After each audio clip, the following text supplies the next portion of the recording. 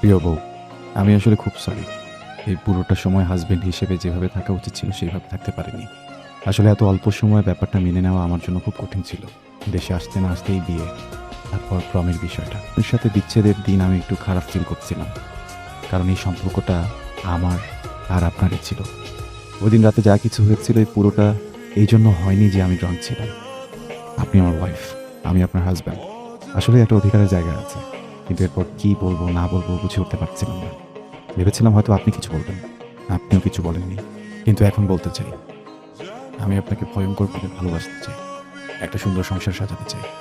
আমরা কি আমাদের অতীতটা ভুলে প্লিজ নতুন করে স্টার্ট করতে পারি?